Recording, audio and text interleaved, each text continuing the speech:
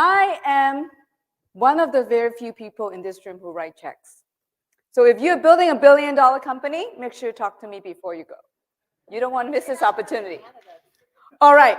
So, as Alex mentioned, I am Eva Lau. I'm an entrepreneur turned investor, mentor to startups, board member, of course, a wife, and a mom. So last Christmas, my family went to Florida and we visited these Universal Studios. We had a great time.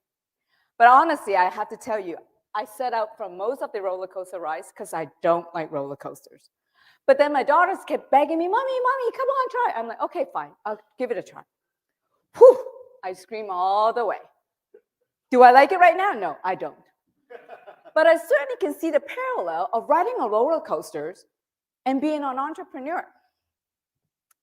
So I have been investing in transformative early stage technology companies for almost a decade. And as the introduction say, I helped build Wattpad from its infancy and turn it into hundreds of millions of users type kind of a business. So I've come across with many founders. And they are usually very gritty, ambitious, and they have a vision and they just want to kind of execute and get it done like right away. But I got to tell you the hard truth. There's so many factors that affect the ability to execute and deliver on their vision. So I'm going to sum it up into 3 factors: technology trends, market forces, and access. Oh, how come it didn't wrap right correctly? But that's okay. So technology trends, all these 3 factors are very much like how we ride a roller coaster. They create all these thrill and excitement, but many times they will create forces that you want to throw up. You're like, what the hell? This is like crazy. Very much like how you ride a roller coaster. You didn't know that the next drop or next twist until it really hits you. So be prepared. Technology trends. Well, I've been in the industry for more than 2 decades, and I have witnessed, multiple technology inflection points. And they don't actually come by often. Once or twice per decade, that's pretty much it. So if we look back during the success of Wattpad, they certainly leveraged the mobile trends and the social trends, and then later on, using AI to disrupt the entertainment industry. That's how they got the exit in 2021 by Naver for over 600 million US.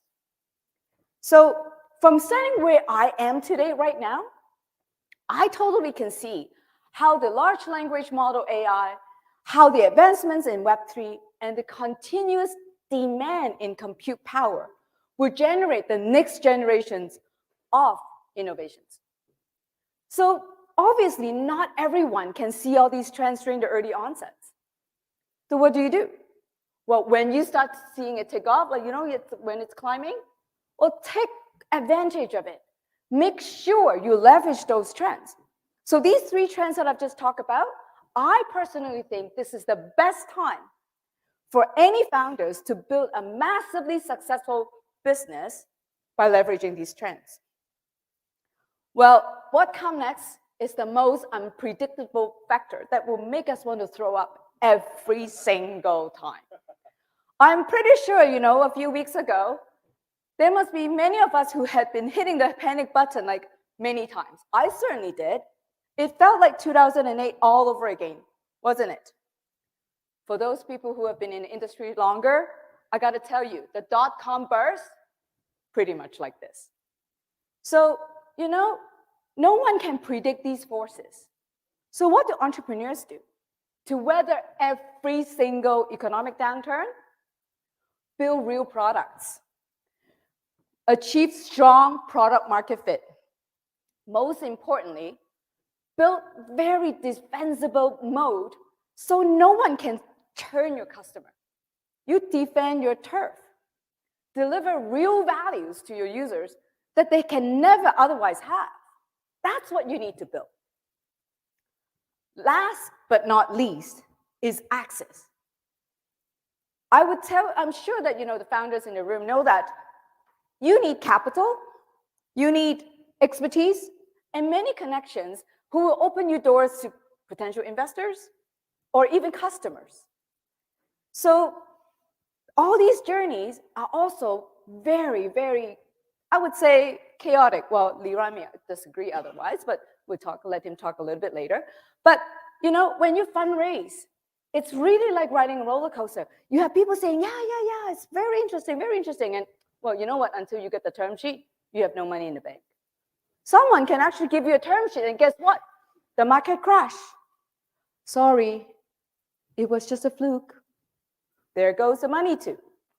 So what does that mean to you?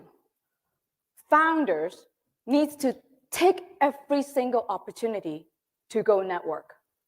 Don't overlook opportunities that you can meet other founders and learn from their mistakes and learn from their success.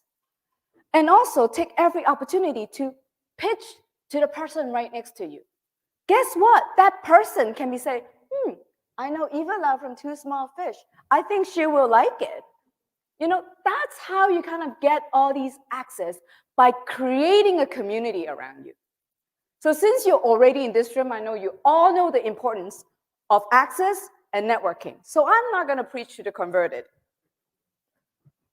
So honestly, being an entrepreneur, it's really like riding a roller coaster. You're filled with so much excitement and thrill, but I guarantee you there'll be so many moments that you just want to throw up and ask yourself, like, why the hell am I doing this? Because I certainly have gone through that many times. But believe me, this journey is going to be so much fun, so much excitement. Some of you probably will get addicted to that experience and become a serial entrepreneur. So during that process, don't forget to enjoy the ride. Thank you, Eva. Stay on stage. We have some questions. So I want to start with one question while Jason, we'll take 2-3 questions, but all right, sure. Did you use any generative AI to make any of the images? I'm sorry? Did you use generative AI to make any of the images? Well, no. Well, actually a little bit, but the thing is, I got to put the technology to test, right? Cool, we'll take 2 to 3 questions. Jason's roving around, put up your hands. You talked a lot about external factors, but when it comes to like internal challenges in building a startup, what's the biggest one you feel people don't pay attention to? I think the biggest challenge internally is actually the founder themselves. I've seen many, many times founders stuck at the initial role, either as an engineer, as a salesperson, or as some sort of like a business background, and they stuck at the paradigm, and they don't necessarily grow beyond that. And that's horrible. Think about it when you actually build a company. When you're just the founder and maybe with 2 other people, you just have to go, hey, yo, can you check in the code? Or, hey, this is not working. Can you fix it? You grow to 10 people, you don't talk like that anymore. Well, maybe you still do a little bit, but hey, you now have 10 people to manage. If you want to grow to a Liran size of a company, he can't just go, hey, yo, can you do that? Because he has to groom people to do better things. He has to make sure that there's money in the bank, that he has to go talk to investor all the time. Well, he may disagree, but you need to do a lot of things that is actually not what you have been trained to do. So internal challenges is the not growing type of entrepreneur is the biggest danger for any company. Just like the city, mayoral candidates right now, they may be very comfortable with what you have been doing in the past, but guess what? When you're leading the big city, one of the biggest in the North America, is no joke. Right, Siri? Thank you. Last question. Hey, Esra here. You said founders should build strong moats. So how, in your opinion, they could do that? And what, in your opinion, constitute a strong moat? So strong moat, I actually have an asset framework created specifically for network effects. So, I've gone through that, journey to talk about it. You can look it up from TechTO archives. The woman in yellow dress, as a photographer still remember me, that was the asset framework. You can look it up. But basically what you need to do is you need to think about that you're not in the business of selling hotcakes. Do you know what that means? You sell hotcake, someone stand right next to you. Hotcakes over here too. Bigger, cheaper. Come. Your hotcakes is no longer valuable. Your LTV, because this person's CAC, it's basically right next to you. So for you to have, a business that you don't have people churn, you have to lock them in. So how do you lock them in? It's more than just I am cheaper and more bells and whistles. It's they found value on your platform they cannot find anywhere else. Jenny is here, my good friend Jenny. But anyway, Wattpad is exactly like that.